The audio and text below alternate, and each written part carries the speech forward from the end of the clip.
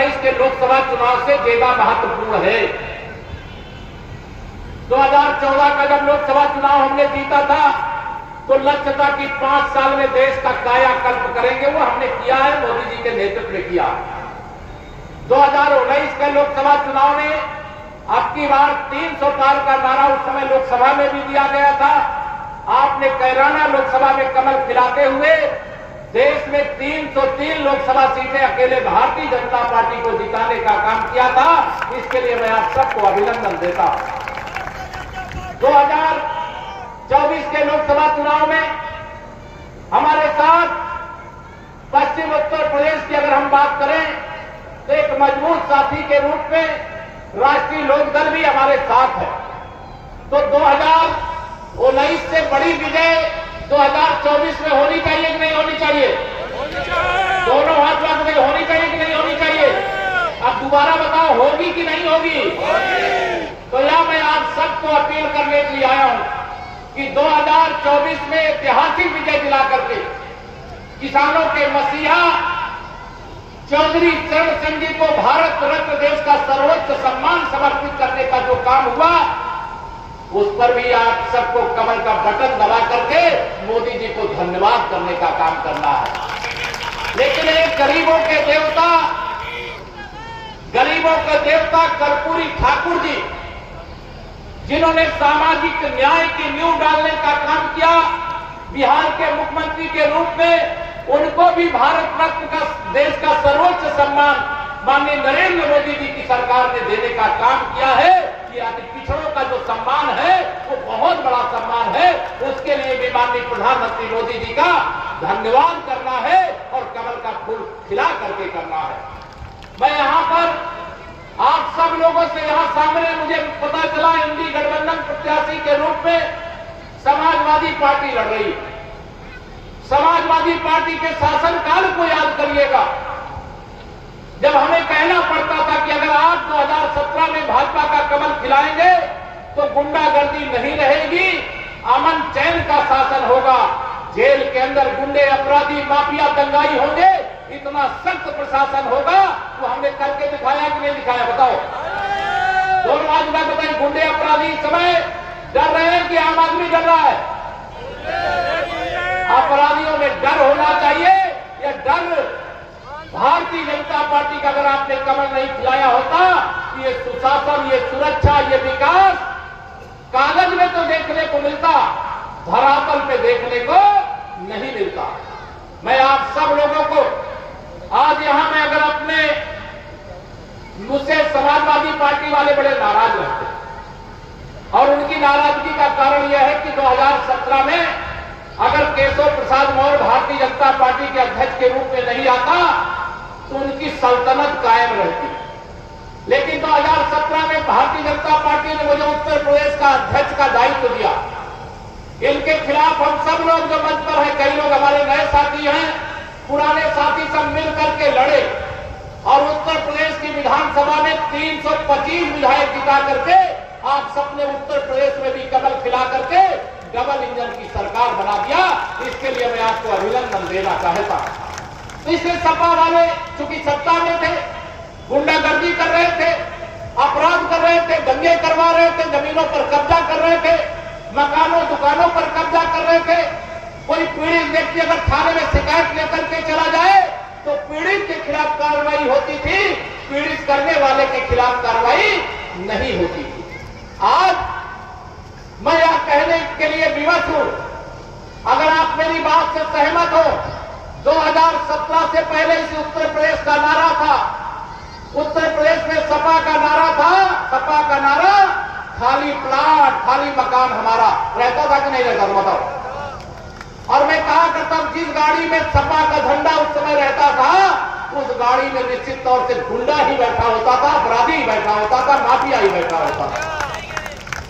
इसलिए मैं आरोप लगाया करता हूं इस पार्टी के ऊपर, अगर पाकिस्तान आतंकवादियों को पैदा करने की फैक्ट्री है तो गुंडे, अपराधी, माफिया और दंगाई पैदा करने की फैक्ट्री ये समाजवादी पार्टी है।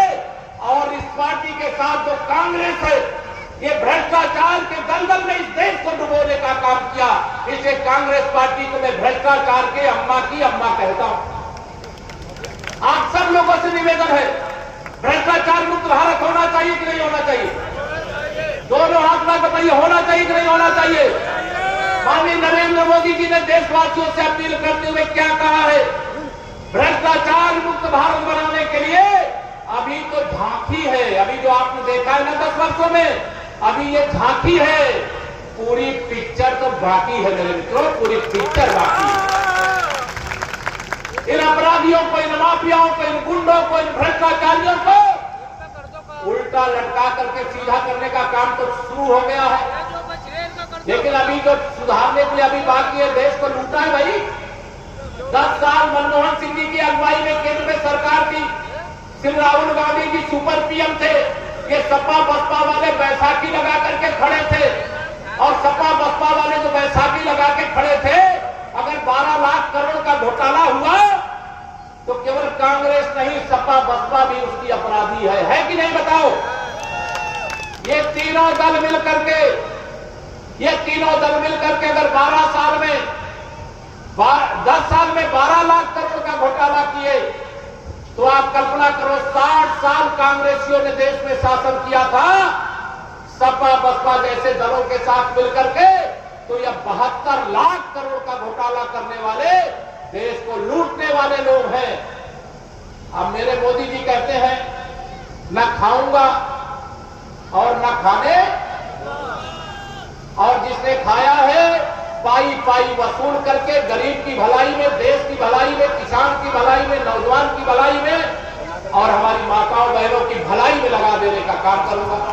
अब ये सारे विरोधी बड़े बौखलाए हुए कि जब दूसरी बार सरकार आई तो अभी तो केवल भ्रष्टाचार के आरोप में एक झारखंड का मुख्यमंत्री जेल गया है, दूसरा दिल्ली का मुख्यमंत्री जेल में है, तिहाड़ जेल में है, इस्तीफा ही नहीं दे रहा। तो ये सारे भ्रष्टाचारी सोच रहे हैं कि 4 जून 4 बजे 400 पार होने के बाद जो बेल पर हैं वो भी शायद जेल में होंगे। जिन्होंने देश को लूटा है उनको बख्शा नहीं जाएगा, ये उनको पता है। मेरे प्रधानमंत्री जी कहते हैं सबका साथ सबका विकास, और इनके क्या कहना है, सपा वालों का क्या कहना है? कुछ का साथ गुंडों का विकास, कुछ का साथ अपराधियों का विकास, कुछ का साथ दंगाइयों का विकास, कुछ का साथ माफियाओं का विकास। यह सपा को सफा करने का काम आपको करना है। 2024 में समाजवादी पार्टी को समाप्तवादी पार्टी बनाने का काम करना है। तैयार हो? 2019 में तो हमारे साथ राष्ट्रीय लोकदल नहीं था, आज तो राष्ट्रीय लोकदल भी है। सपा की गाड़ी 2019 में तो राष्ट्रीय लोकदल के सहारे पश्चिम के जिलों में चल गई थी, कुछ जिलों में चल गई थी, लेकिन आज सपा को कोई पूछने वाला नहीं है। समाजवादी पार्टी घोर अंतर्कलह का शिकार है, यह एक परिवार की पार्टी बनकर के रह गई है।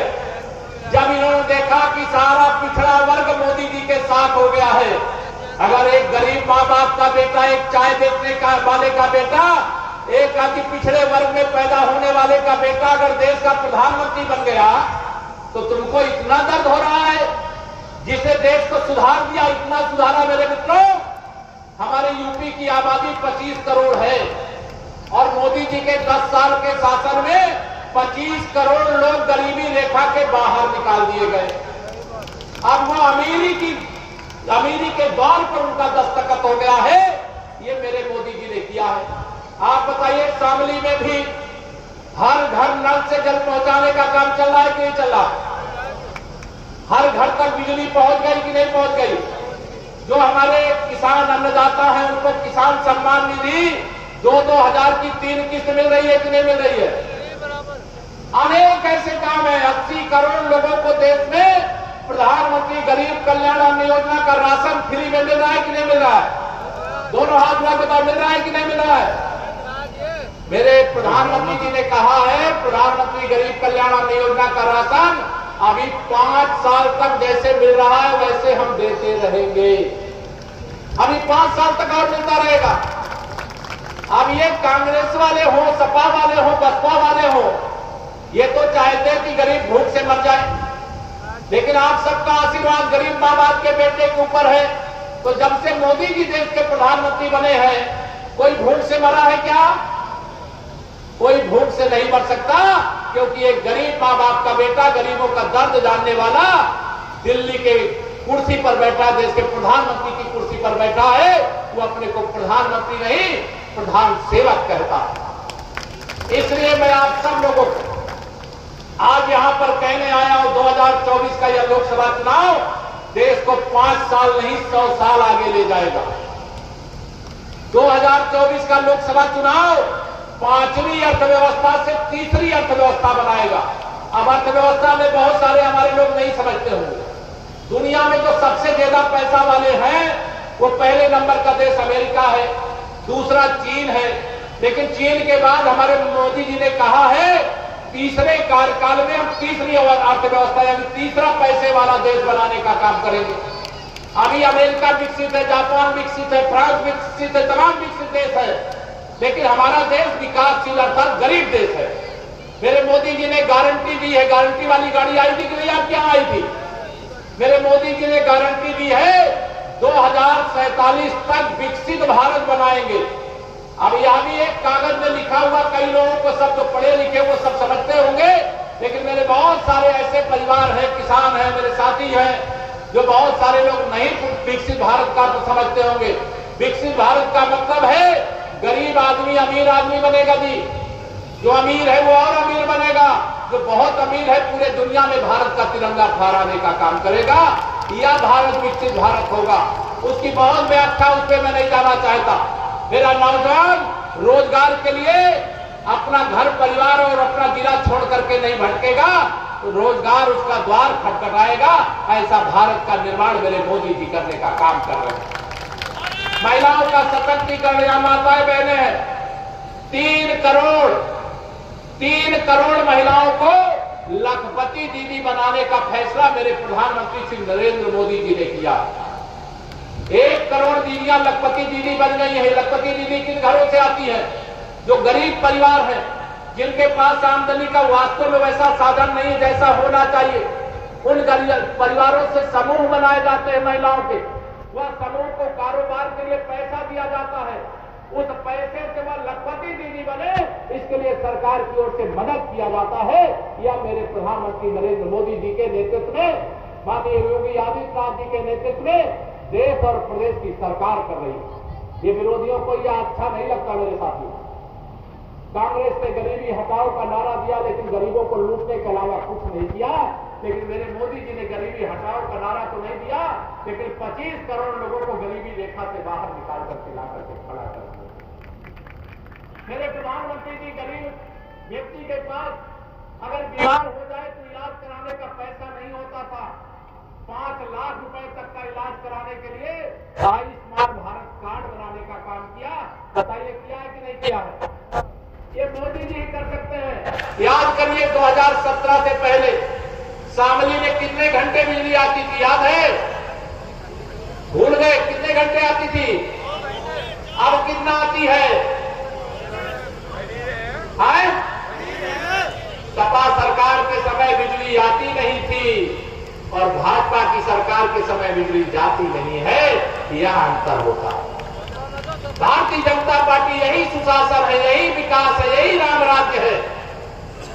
माननीय नरेंद्र मोदी जी के नेतृत्व में भगवान श्री रामलला की जन्मभूमि पर 500 साल बाद भव्य मंदिर का निर्माण हुआ। यह कांग्रेस पार्टी के लोग या समाजवादी पार्टी के लोग रामलला के मंदिर निर्माण के समय जो प्राण प्रतिष्ठा का कार्यक्रम हुआ, उसका निमंत्रण भेजा गया, निमंत्रण ठुकरा दिया। अरे राम जी को केवल यह मत मानो कि वह हिंदुओं का केवल धर्म स्थल है। रामलला का मंदिर इस राष्ट्र की एकता का मंदिर है। राम मंदिर राष्ट्र मंदिर है। अगर आपको बुलाया गया था आप चले जाते। आपने रामलला का निमंत्रण ठुकराया है। अब राम भक्त अगर आपको ठुकरावे तो आश्चर्य मत करना, क्योंकि सपा को इसका जवाब मिलना चाहिए कि नहीं मिलना चाहिए?